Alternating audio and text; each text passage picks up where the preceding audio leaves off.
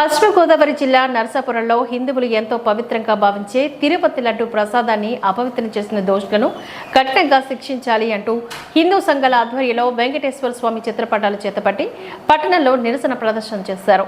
ముందుగా పాత బజార్ సెంటర్లో వెంకటేశ్వర స్వామి ఆలయంలో ప్రత్యేక పూజలు నిర్వహించి అక్కడ నుంచి సబ్ కలెక్టర్ కార్యాలయం వరకు నిరసన ప్రదర్శన నిర్వహించి కార్యాలయం వద్ద ధర్నా చేశారు.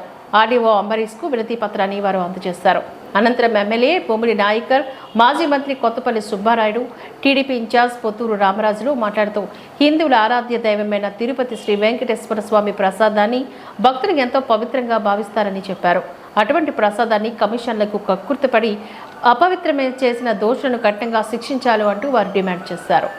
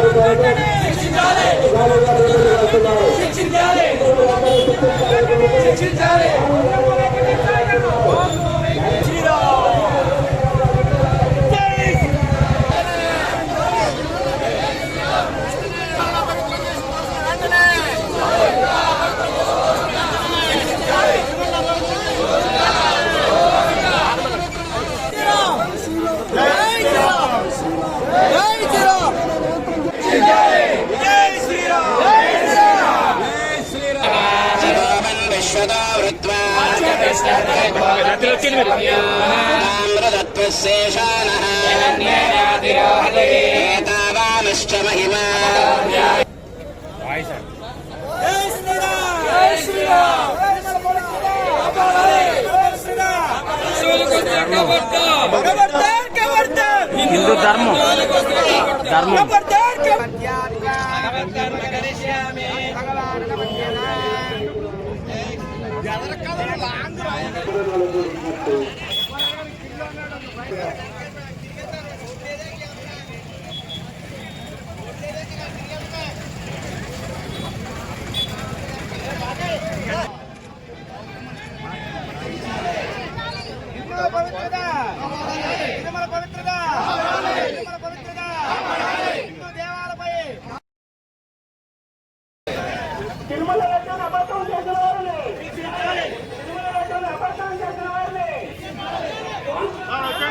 అన్యమతస్తులను తొలగించాలి.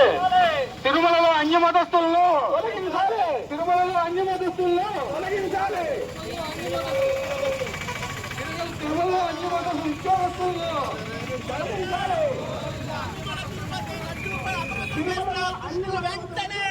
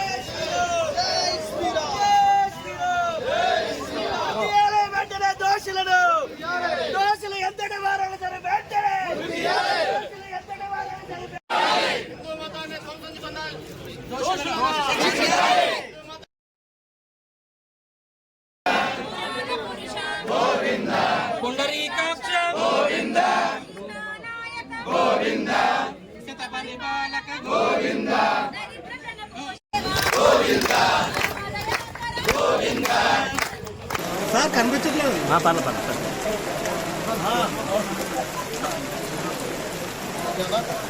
దేశవ్యాప్తంగా కూడా మరి ఏదైతే తిరుమల వెంకటేశ్వరుని మనం పూజించుకుంటామో అలాంటి పవిత్రమైన దేవాలయాన్ని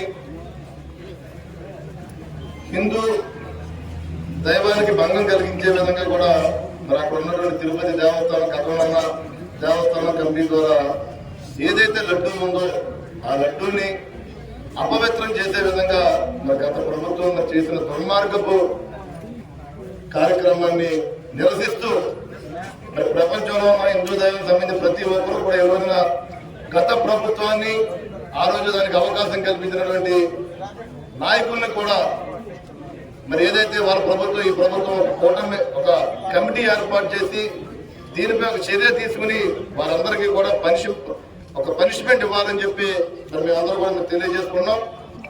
ఎంతో పవిత్రంగా మన వెంకటేశ్వర స్వామిని పూజించుకునే పరిస్థితి.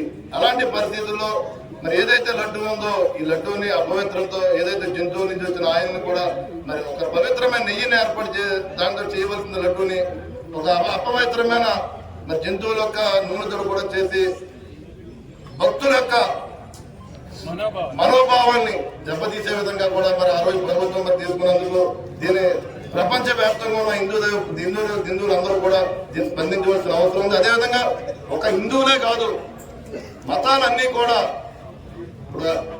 క్రైస్తవ సోదరులు కానీ అదేవిధంగా ముస్లిం సోదరులు కానీ ప్రతి ఒక్కరు కూడా స్పందించవలసిన అవసరం ఉంది. ఎందుకంటే ఇది ఎవరికి ఏ మతానికి అన్యాయం జరిగినా సరే ఒకరికొకరు మన భారతదేశం అందరూ కూడా కలిపి ఉండాల్సిన మరి భారతీయులు కాబట్టి ప్రతి ఒక్కరు ఇలాంటి మనోభావాలు ఒక మతాన్ని మనోభావాలు భంగం కలిగించే విధంగా ఉన్నందుకు ప్రతి ఒక్క మతస్థులు కూడా స్పందించి దీనికి ఎవరైతే బాధ్యతలు ఉన్నారో వారందరినీ కూడా శిక్షించే విధంగా కూడా మరి ఈ రోజున ప్రభుత్వం ముందుకు రావాలని చెప్పి మనస్ఫూర్తిగా తెలియజేసుకుంటూ ఈ రోజు చంద్రబాబు నాయుడు గారు కానీ పవన్ కళ్యాణ్ గారు కానీ వారు కూడా దీని మీద ప్రత్యేకమైన శ్రద్ధ పెట్టి వారు కూడా ప్రత్యేక కార్యక్రమాలు నిర్వహించిన విషయం మనం చూస్తున్నాం. చంద్రబాబు నాయుడు గారు కార్యక్రమాలు నిర్వహిస్తున్నారు, పవన్ కళ్యాణ్ గారు 10 రోజుల పాటు ప్రత్యేక కార్యక్రమాలు నిర్వహిస్తున్నారు. ఆ విధంగా రాష్ట్ర వ్యాప్తంగా మన ఉమ్మడిగా జరుగుతున్న దేశవ్యాప్తంగా కూడా ఈ కార్యక్రమాలు ప్రపంచవ్యాప్తంగా దేశవ్యాప్తంగా కూడా జరుగుతున్న విషయాన్ని ఇక్కడ మనం అందరూ కూడా గమనించాలి. మనం ఒకటే నిజాయితీగా అడుగుతున్నాం, ఎప్పుడు కూడా కల్తీ అన్నది ఎందులోనూ కూడా ఉండకూడదు. వారంలో కలిసి ఉంటే చిన్నపిల్లలకు ప్రమాదాలు జరుగుతున్నాయి, ఎరువుల్లో కలిసి ఉంటే రైతాంగ బొమ్మలు తీవ్రంగా నష్టపోతాయి, విత్తనాల్లో కలిసి ఉంటే పండేటువంటి పంట తరపునాశనం అయిపోతుంది. ఆ విధంగా తినేటువంటి ఆహారంలో కలిసి ఉంటే మానవాళికి ప్రమాదం వచ్చేటువంటి పరిస్థితి ఉంటుంది. అటువంటిది కల్తీ అన్నది ఎక్కడున్నా ప్రమాదకరం. అందున దైవ సన్నిధిలో కల్తీ అంటే క్షమించలేనటువంటి వ్యాపారాలు సందర్భంగా నేను నిలబడుతున్నా. దైవ సన్నిధిలోనే కల్తీ జరుగుతున్నట్టే ఇక దేవుడి దగ్గర కూడా కల్తీ చేసినటువంటి దైవ సాహసాలుకి మన వాళ్ళు సిద్ధమయ్యారు అంటే దాన్ని మనమందరూ కూడా చాలా తీవ్రంగా ఖండించాలి ఉంటుంది. సమయం ఆసన్నమైనది సందర్భంగా నేను అందరూ కూడా ప్రతి ఒక్కరిని కూడా దైవ ప్రసాదం అంటే తెలుపుల ప్రసాదం అంటే నిజంగా చాలా మందికి జీవితంలో ఒకసారి ఒక పలుకు తెలుపుతున్నట్టు ప్రసాదం నోట్లు వేసుకుంటే వారి జీవితం ధన్యవాదాలు అనుకున్నట్టు వాళ్ళు కోట్లాది మంది ప్రజలు భారతంలో ఉన్నారనేటువంటి విషయాన్ని ఈ సందర్భంగా నేను మీ అందరూ కూడా తెలియపడుతున్నా. అటువంటి ప్రసాదంలోనే కలిపి నిజంగా వింటుంటేనే మనకు భయం వస్తుంది. అందులో ఈ విధంగా కలిసింది, ఆ విధంగా కలిసింది, రిపోర్టులో ఏ విధంగా కలిసి ఉన్నట్టుగా వస్తుంది, ఆ విధంగా కల్పించేటట్టుగా వస్తుందని ఆ రిపోర్ట్ చదువుతుంటే ఆ రిపోర్ట్లు మన టీవీలోని రేడియోలోని పేపర్లోని మనం చూస్తుంటే నిజంగా మన కళ్ళు ప్రభుత్వించి మనం ఇంత దారుణమైన పరిస్థితులు ఇంత హీనమైన పరిస్థితికి మనం దిగచారేమా అన్నటువంటి విధానాన్ని మనం అందరూ కూడా ఆలోచన చేయాలి. కనుక అటువంటి పవిత్రటువంటి దేవాలయంలోనే కల్పి జరుగుతుందంటే ప్రభుత్వం ఏదైతే ఏడాది కడుపు ప్రభుత్వం ఉందో Telugu Desam party, BJP party, Janasena party గొడవ ప్రభుత్వం ఉందో ఇది చాలా సీరియస్ గా చేసుకోవడం జరిగింది. ముఖ్యమంత్రి చంద్రబాబు నాయుడు గారు ఈ విషయాన్ని చాలా తీవ్రంగా ప్రకటిస్తున్నారు. అదేవిధంగా జనసేన పార్టీ అధినేత మన deputy chief minister Pawan Kalyan గారు కూడా ఈ విషయాన్ని చాలా తీవ్రంగా ప్రకటిస్తున్నారు. బీజేపీ సోదరులు కూడా ఈ విషయాన్ని చాలా తీవ్రంగా ప్రకటిస్తున్న విషయాన్ని ఈ సందర్భంగా తెలుపుతున్నా. ఇవాళ మన ఆంధ్ర రాష్ట్రంలో వెంకటేశ్వర స్వామి ఆలయమంటే కలియుగ దైవం, భారతదేశంలో కాదు ప్రపంచం అంతా కూడా ఆరాధించే దైవం వెంకటేశ్వర స్వామి. అలాంటి వెంకటేశ్వర స్వామికి గత ప్రభుత్వంలో తిరుపతి లడ్డు ఉంటే ఎంతో పవిత్రమైనది. ప్రపంచ దేశాలన్నీ కూడా ఆ లడ్డూని ఎంతో పవిత్రంగా ఆరాధిస్తూ ఉంటారు. వాటికి నాణ్యమైన నెయ్యి వాడకుండా కల్తీ నెయ్యి వాడి అపవిత్రం చేశారని చెప్పని పేపర్లో కానీ టీవీల్లో కానీ చేస్తూ ఉన్నాం. అంతేకాదు ల్యాబ్ రిపోర్ట్లో కూడా దాంట్లో వాడినటువంటి ఇలా వింటా ఉంటే కూడా మనం చెప్పడానికి కూడా మనసు అంగీకరించట్లేదు. అంత దుర్మార్గంగా మన హిందువులుగా వెంకటేశ్వర స్వామి భక్తులుగా మనందరం కూడా ఎంతో బాధపడతామన్నాం ఈ రోజున.